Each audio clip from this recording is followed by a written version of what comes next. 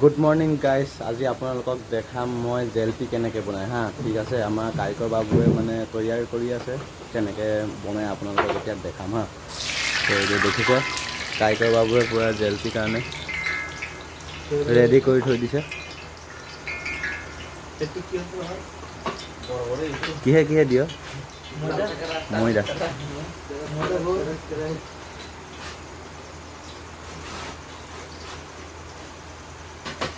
বেলেগে বটলে দিয়ে চাগে ন। গাইছ এতিয়া গৰম তেলত মানে ভাজিব জেলপিটো। আপোনালোকে জেলপি খাই ভাল পায় নে নাপায় কমেণ্ট কৰি জনাব হা। মই এতিয়া দেখাম কেনেকৈ জেলপি বনায়। এতিয়া গৰম তেলত জেলপি বনাই আছে, চাওক কেনেকৈ দিছে।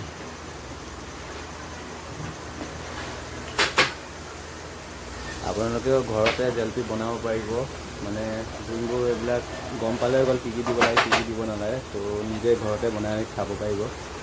আৰু ইয়াত কাৰিকৰ বাবুৱে বনাই আছে জেলপি।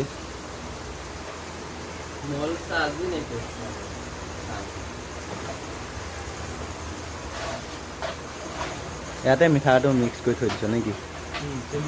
অঁ,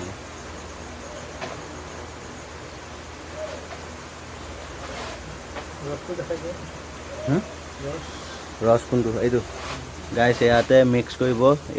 ইয়াত যোনবিলাক ভাজিছে নহয়, ভাজি পেলাই ইয়াত মিক্স কৰিব। তাৰপিছত মিঠাটো মানে মিঠাটো ওলাই যাব, মানে তেতিয়া খাবলৈ ভাল লাগে এইটো ৰসত মানে ভিজালে। এতিয়া ইয়াত ভাজি লৈছে, ভজাৰ পিছত ঢালিব আৰু এইটো ৰসত। তো এইফালে চিংৰা বনাই থৈ দিছে, এইখিনি চিংৰা।